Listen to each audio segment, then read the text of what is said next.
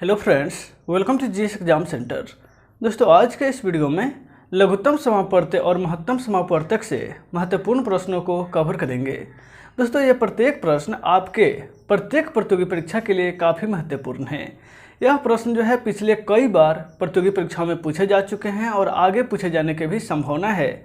तो आप इस वीडियो को बिना स्किप किए हुए अंत तक जरूर देखिएगा और वीडियो अच्छा लगेगा तो वीडियो को लाइक कीजिएगा।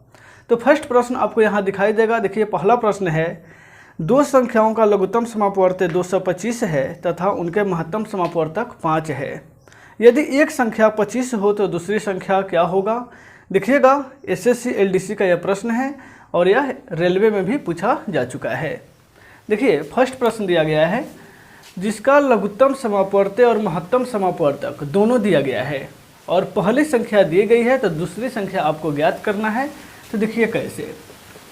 क्वेश्चन नंबर 1 है, तो आप डायरेक्ट ज्ञात कर सकते हैं कि दूसरी संख्या इक्वल टू क्या होता है? लघुत्तम यानी समापवर्तक यानी कि एलसीएम गुना एचसीएफ, महत्तम समापवर्तक बटा पहली संख्या। आसान प्रश्न है। तो आपको एलसीएम दिया गया है कितना? 225। एलसीएम दिया गया है 225 और एचसीएफ दिया गया है 5 और पहली संख्या दी गई है कितना? दी गई है पहली संख्या 25 दी गई है। तो आपको ज्ञात करना है दूसरी संख्या। तो दूसरी संख्या बराबर होता है एलसीएम गुना एचसीएफ बटा पहली संख्या। 225 एलसीएम गुना 5 एचसीएफ बटा पहली संख्या 25 है। आप इससे 25 से कटा दीजिएगा तो 9 मरतबे कट जाएगा, 9 पंचे 45। बस यही आपका निकल गया दूसरी संख्या। दूसरी संख्या इक्वल टू 45 राइट आंसर होगा। देखिएगा, ऑप्शन में दिया गया है 45, ऑप्शन सी में दिया गया है। इसका अर्थ है ऑप्शन सी राइट आंसर होगा। चलते हैं अगले प्रश्न की तरफ। देखिएगा, दूसरा प्रश्न दिया गया है, 5 अंकों की वह सबसे बड़ी संख्या ज्ञात कीजिए जिसमें 3, 5, 8, 12 से भाग देने पर शेषफल जो है 2 बचता है। 5 अंकों की वह बड़ी से बड़ी संख्या ज्ञात करना है। तो आपको ज्ञात है, देखिए प्रश्न नंबर 2 है, आपको ज्ञात है कि 5 अंकों की सबसे बड़ी संख्या क्या होती है? तो 5 × 9 यही ना होता है। 1 अंकों की सबसे बड़ी संख्या तो 1 × 9, 2 अंकों की तो 2 × 9। इस प्रकार 5 अंकों की सबसे बड़ी संख्या तो 5 को 9 लिख दीजिएगा, यानी कि 99,999। ये हो गया 5 अंकों की सबसे बड़ी संख्या। आपसे पूछा जाता है कि 3, 5, 8, 12 से भाग देने पर कितना से?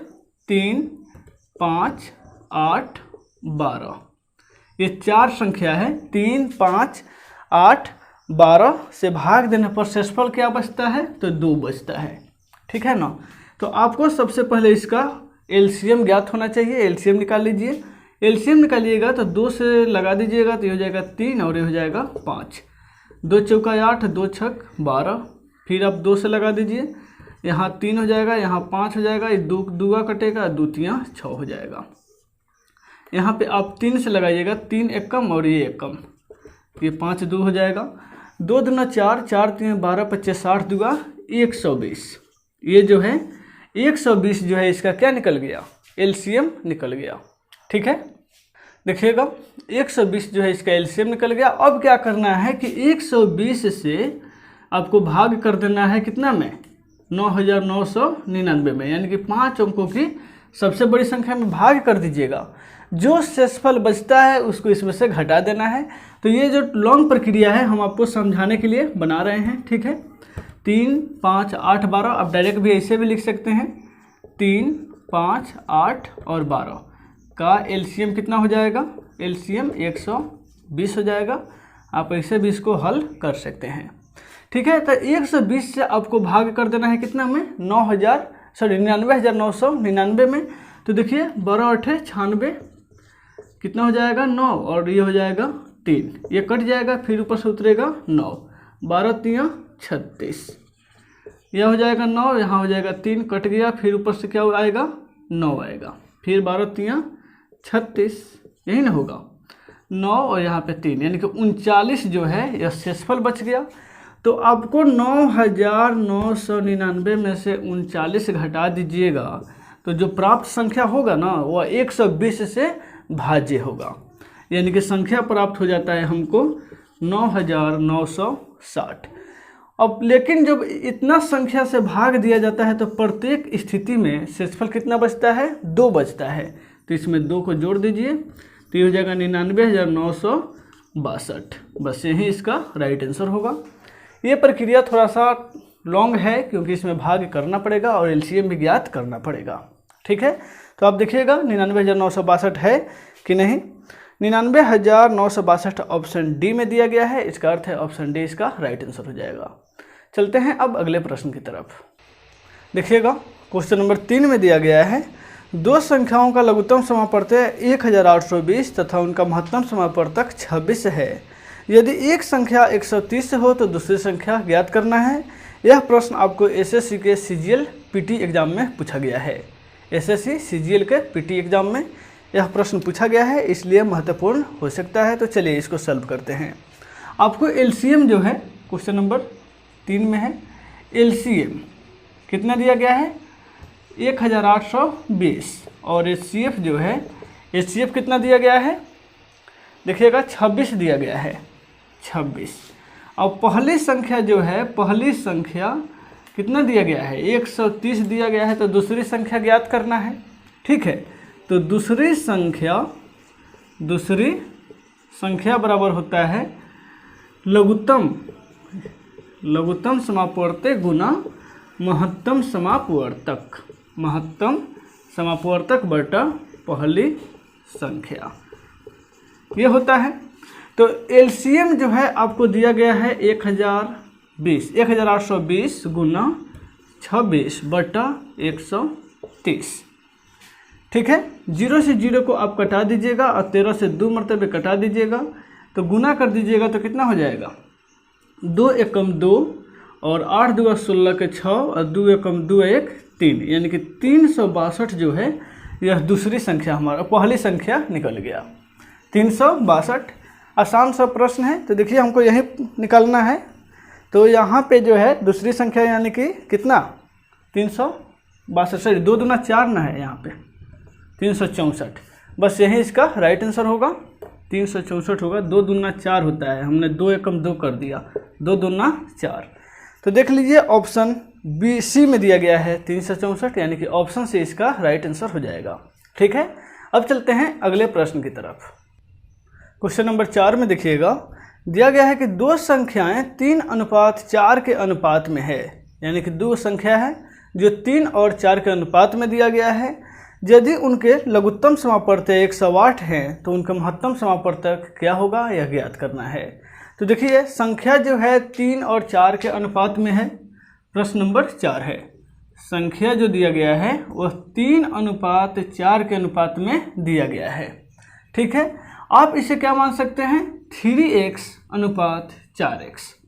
संख्या क्लियर नहीं है तो इसको x में मान सकते हैं, 3x/4x। ठीक है, तो इसका जो है एलसीएम यानी कि लघुत्तम समापवर्तक दिया गया है 3x Guna 4x equal to कितना?